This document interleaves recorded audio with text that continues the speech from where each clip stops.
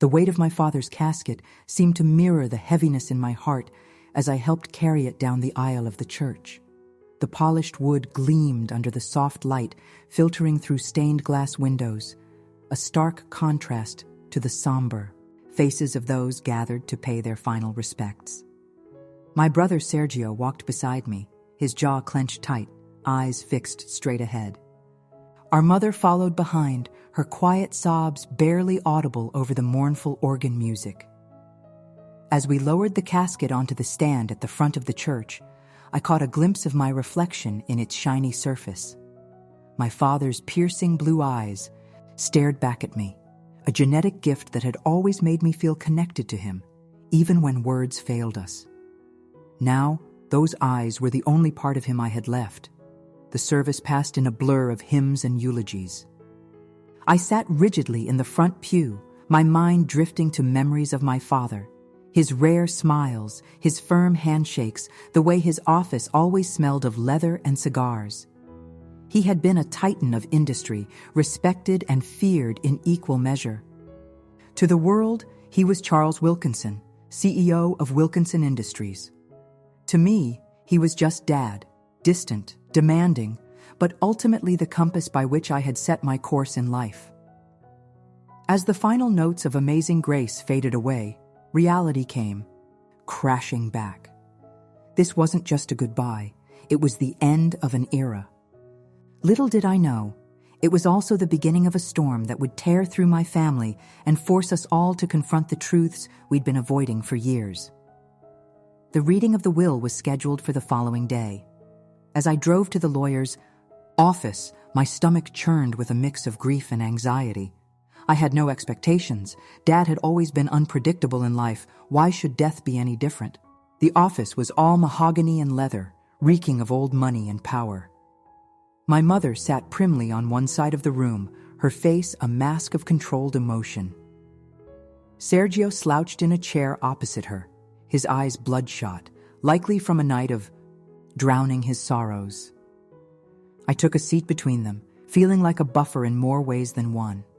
Mr. Hartley, Dad's longtime lawyer and confidant, entered the room with a thick folder tucked under his arm. He offered us tight-lipped smiles of condolence before taking his seat behind the imposing desk. "Thank you all for coming," he began, his voice grave. "Charles was very specific about his wishes, and I'll do my best to honor them by reading the will exactly as he wrote it." I braced myself, unsure of what was to come. Mr. Hartley cleared his throat and began to read. "I, Charles Edward Wilkinson, being of sound mind and body, do hereby bequeath my earthly possessions and responsibilities as follows. To my wife, Margaret, I leave our family home and a trust fund that will ensure her comfort for the rest of her days. Your unwavering support has been the bedrock of our family, and for that, I am eternally grateful. To my son, Sergio, I leave a trust fund to be managed. By the executor of this will, it is my hope that you will use these resources to find your purpose and make a meaningful contribution to the world. And to my daughter, Alice, I leave the remainder of my estate, including controlling interest in Wilkinson Industries. Alice has demonstrated not only the acumen to lead our company into the future, but also the vision to use our resources for the greater good. It is with pride and confidence that I entrust the legacy of Wilkinson Industries to her capable hands." The room fell silent. I sat there, stunned, as the implications of my father's words sank in. Me? In control of Wilkinson Industries? It seemed impossible. Yet there it was, spelled out in black and white. Sergio was the first to break the silence, leaping to his feet with a string of expletives. "This is bullshit!" he shouted, his face contorted with rage. "She doesn't know the first thing about running a company. I'm the one who's been working there for years." Our mother's quiet voice cut through his tirade. "Sergio, please sit down. Your father must have had his reasons." "Reasons?" Sergio scoffed. "Yeah, his reason was that he always loved her best. Little Miss Perfect with her charity work and her fancy degrees. Well, guess what, Alice? The real world isn't some nonprofit feel-good project. You're going to run that company into the ground. I felt a surge of anger rising within me, but I forced it down. Now wasn't the time for an emotional response. I turned to Mr. Hartley, keeping my voice steady. Is this final? Legally binding? He nodded solemnly. Yes, Miss Wilkinson. Your father's wishes are quite clear and legally sound. Sergio let out a bitter laugh. Oh, it'll be binding all right. I'll bind it up so tight in court, you'll never see the inside of that office. Sergio, that's enough. Our mother's voice cracked, like a whip, surprising us all. She turned to me, her eyes brimming with unshed tears. Alice, your father clearly saw something in you that he believed in. I hope you can live up to that faith. Her words stung more than any insult Sergio could hurl. The implication was clear. She didn't share that faith. I stood up, smoothing down my black dress. If that's all, Mr. Hartley, I think we're done here. Thank you for your time. As I walked out of the office, my head spinning with the enormity of what had just happened, I could feel the weight of my family's eyes on my back. This inheritance wasn't just about money or a company. It was a responsibility, a challenge, and a chance to prove myself in ways I had never imagined. The next few weeks passed in a whirlwind of legal meetings, press conferences, and tense family dinners. Sergio made good on his threat, filing a lawsuit to contest the will. Our mother wavered between support and skepticism, her loyalties clearly torn. Through it all, I threw myself into learning everything I could about Wilkinson Industries. The company was a behemoth, with interests in everything from real estate to technology. It was overwhelming, but I was determined to prove my father's faith in me wasn't misplaced. One evening, as I pored over financial reports in my new office, Dad's old office, I came across a folder labeled Project Phoenix. Curious, I opened it to find detailed plans for a series of community development initiatives in underprivileged areas. The projects ranged from affordable housing to job training programs, all designed to lift entire communities out of poverty. I sat back in my chair, stunned. This was so far removed from Wilkinson Industries' usual profit-driven ventures that I could hardly believe it. As I dug deeper, I realized this had been my father's pet project, one he had been developing in secret for years. It was like a light bulb went off in my head. This was why he had chosen me. He knew about my work with my nonprofit, knew that I shared his vision for using business as a force for good. Suddenly, the weight of responsibility on my shoulders felt a little lighter. I wasn't just carrying on my father's legacy, I was fulfilling a shared dream. With renewed purpose, I threw myself into my new role. I assembled a team of our brightest minds and set them to work refining and expanding Project Phoenix. It wouldn't be easy. We'd face resistance from shareholders, from the board, maybe even from within our own ranks. But I was ready for the fight. As the weeks turned into months, I started to see small victories.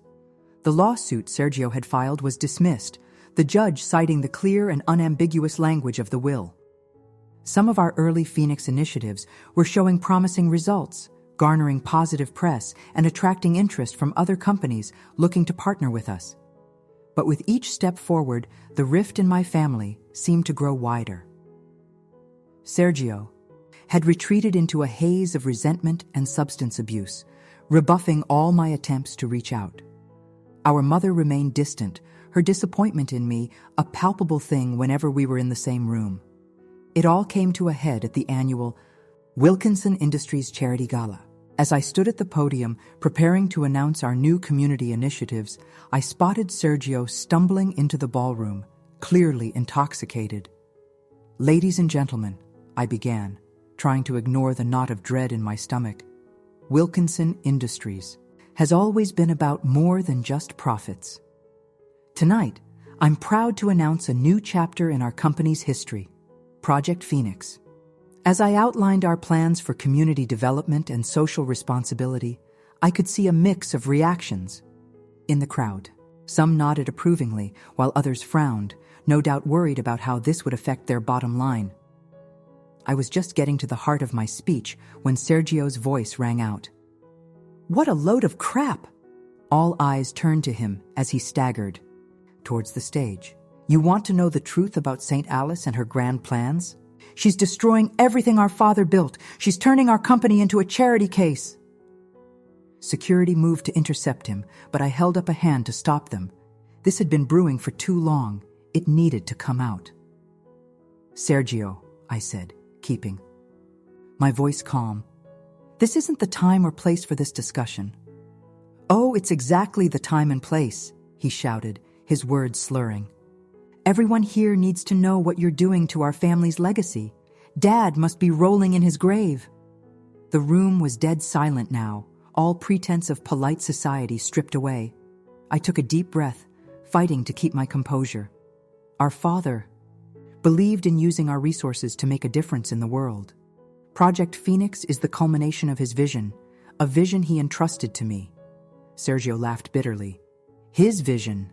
No, this is all you.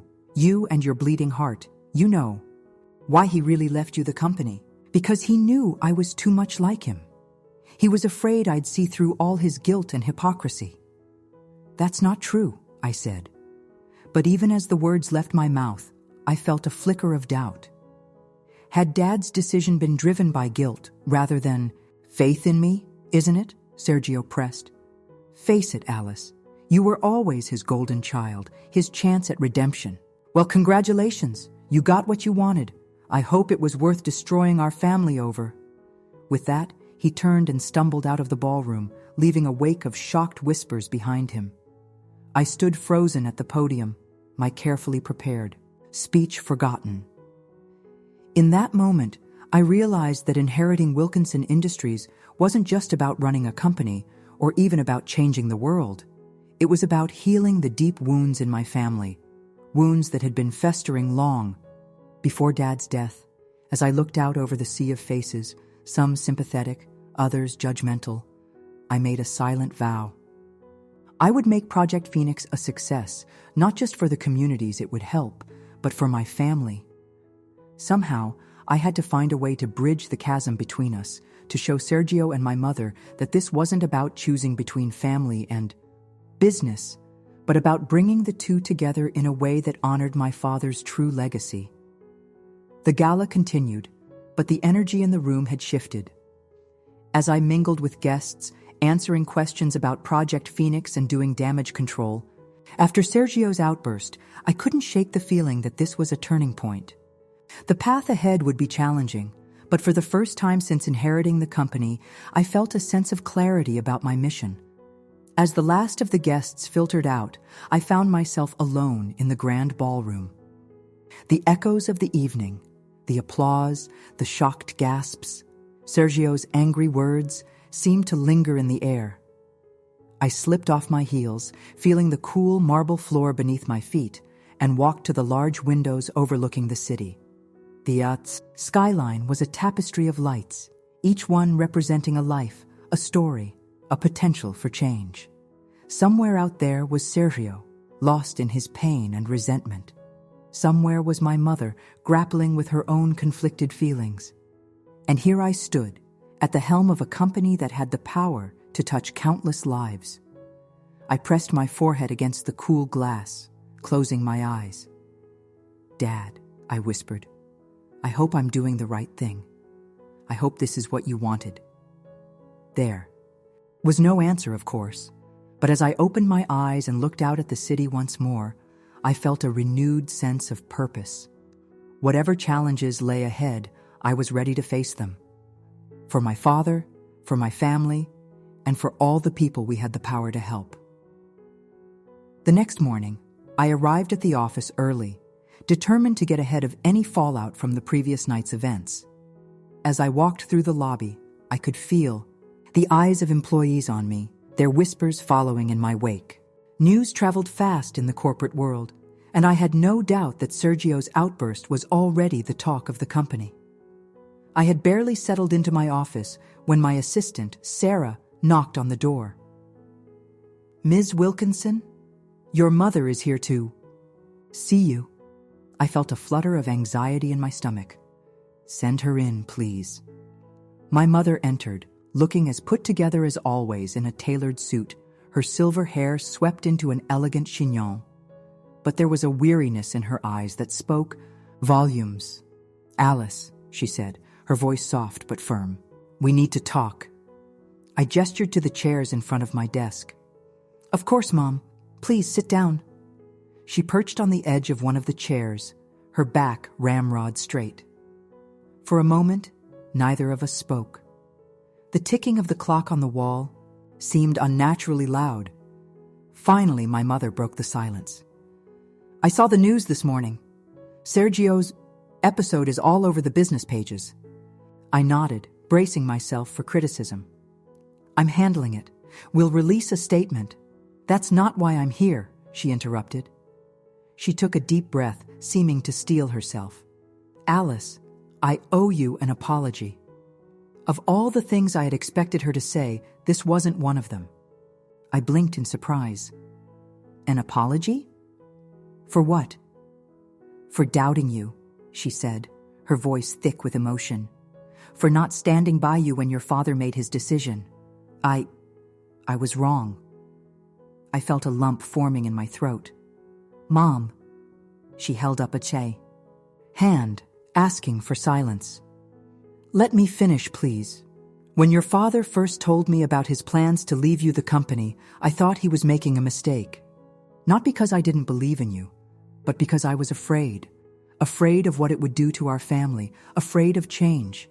She paused, collecting her thoughts.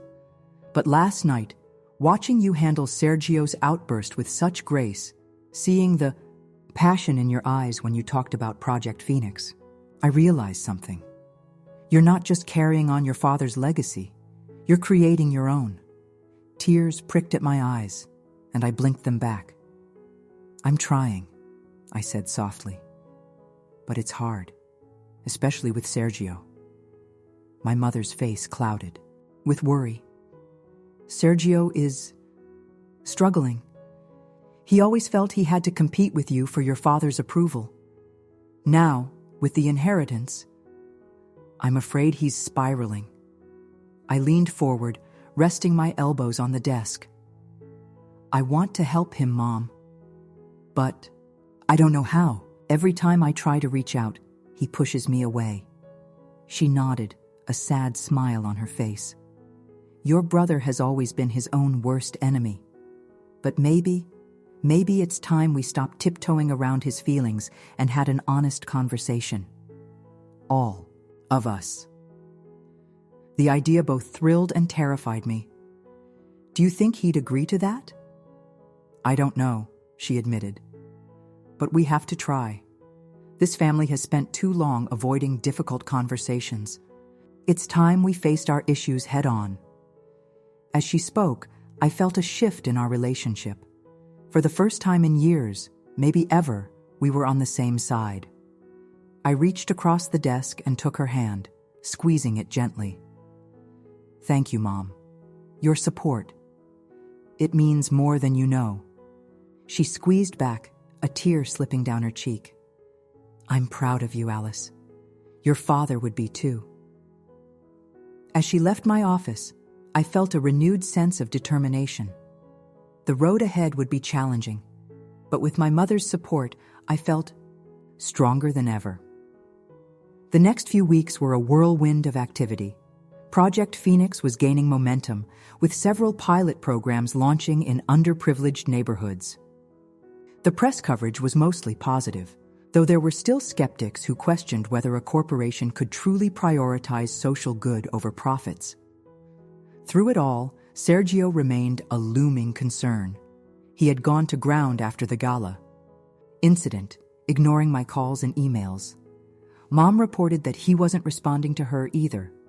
The silence was worrying, but I tried to focus on the tasks at hand, hoping that when the time was right, we'd find a way to reach him. It was a crisp autumn morning when everything changed. I was in a board meeting, presenting the latest Project Phoenix updates, when Sarah burst into the room, her face pale. "Ms. Wilkinson, I'm so sorry to interrupt, but it's urgent. It's your brother. He's in the hospital.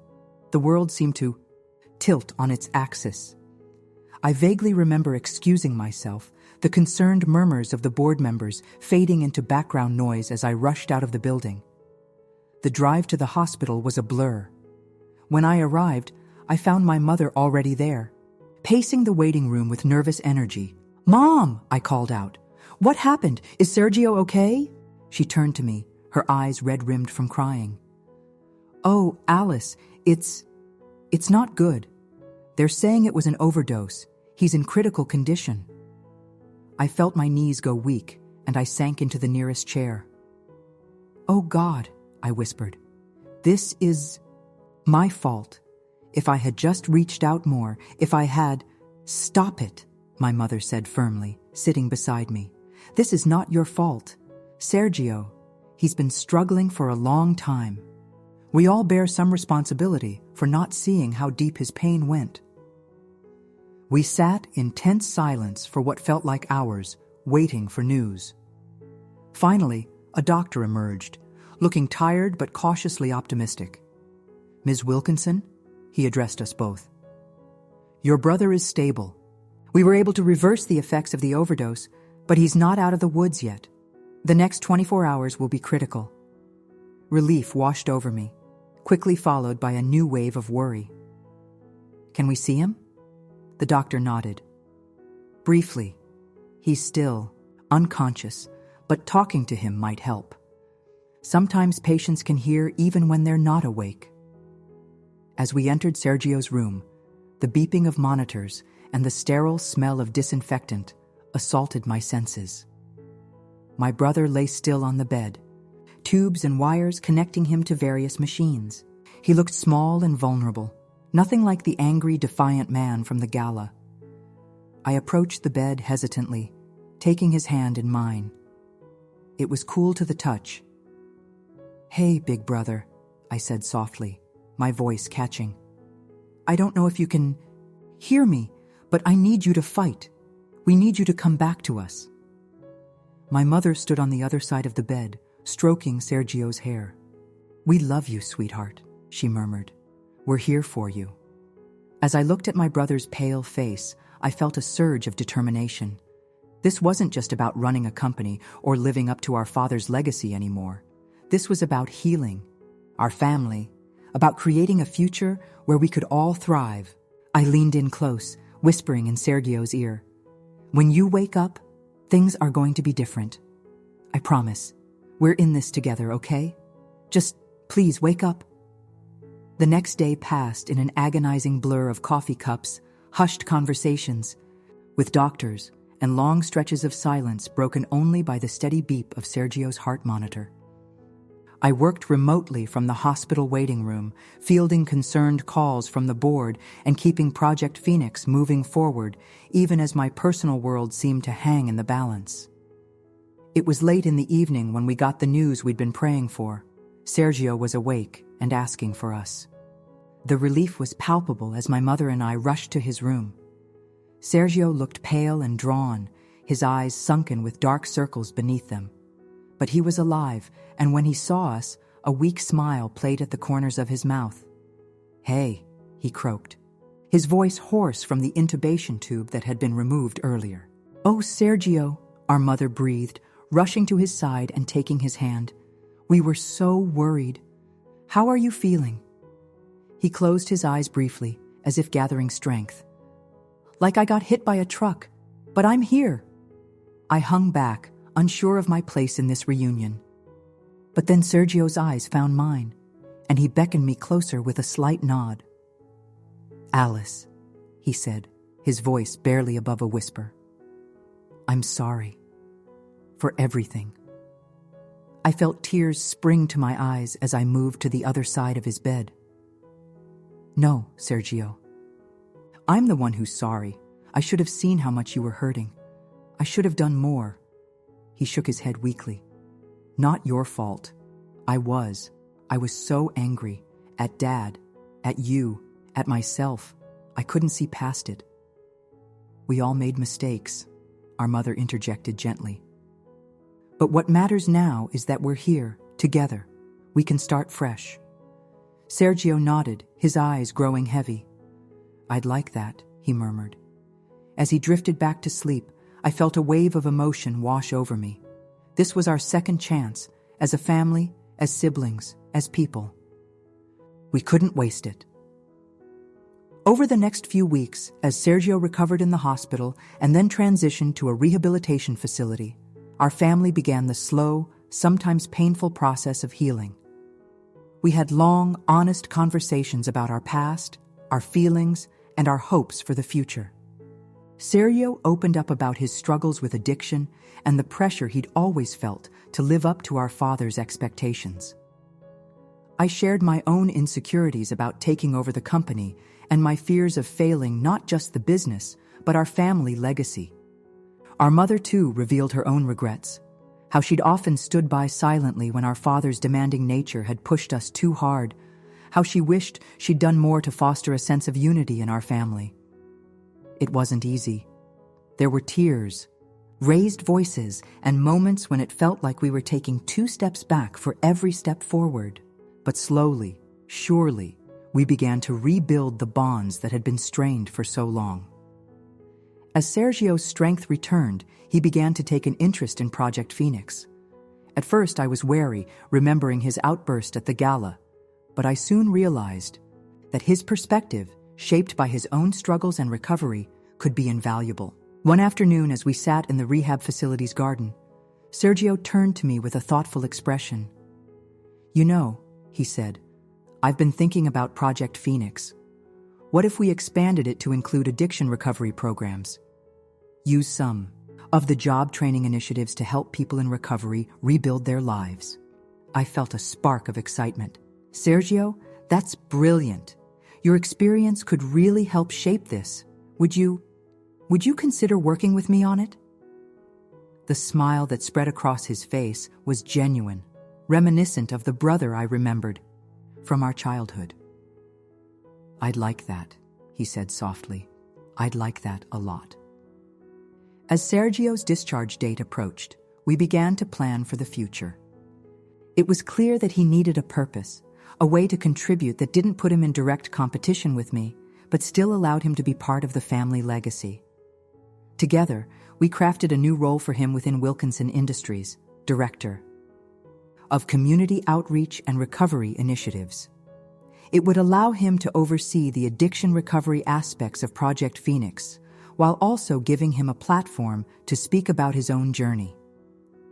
The day Sergio walked into Wilkinson Industries, not as a rival or a resentful brother, but as a partner in our shared vision, was one of the proudest moments of my life. As we stood together in front of the company's employees, announcing our expanded initiatives, I felt a sense of rightness that had been missing since I'd inherited the company. "Ladies and gentlemen," I began, my voice strong and clear. "Wilkinson Industries has always been about family.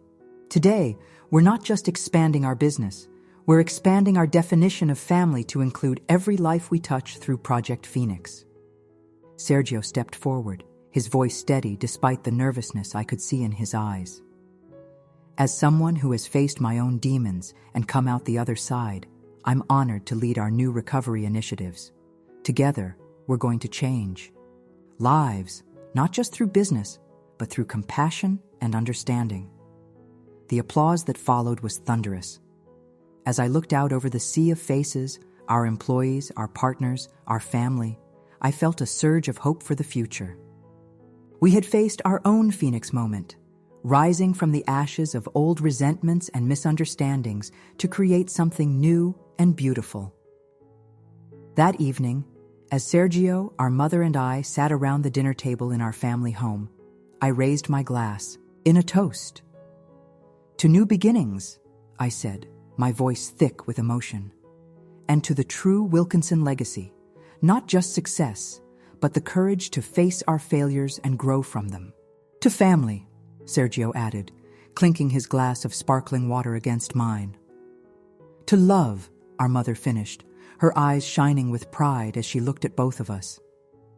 As we sat there, sharing a meal and planning for the future, I realized that this moment of connection, of shared purpose and mutual support, was the real inheritance my father had left us. Not a company or a fortune, but the chance to become the family we were always meant to be. The road ahead would not be easy. We still had challenges to face, both in business and in our personal lives. But for the first time in years, I felt truly hopeful.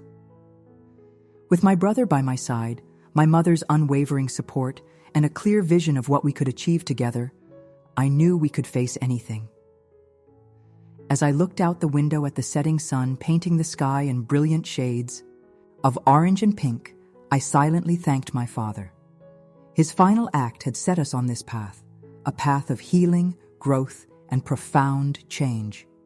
And though he wasn't here to see it, I knew that somewhere, somehow, he was proud of what we had become. The legacy of Wilkinson Industries was no longer just about profit margins and market shares. It was about empowering communities, supporting recovery, and most importantly, it was about family. Not just ours, but the larger family we were creating through our work. As night fell and the first stars began to twinkle in the sky, I felt a sense of peace settle over me. We had weathered the storm, faced our demons, and come out stronger on the other side. Whatever challenges tomorrow might bring, we would face them together, as a family, as a team, as the architects of our own destiny. The future stretched out before us, full of possibility and promise. And I, Alice Wilkinson, was ready to embrace it with open arms.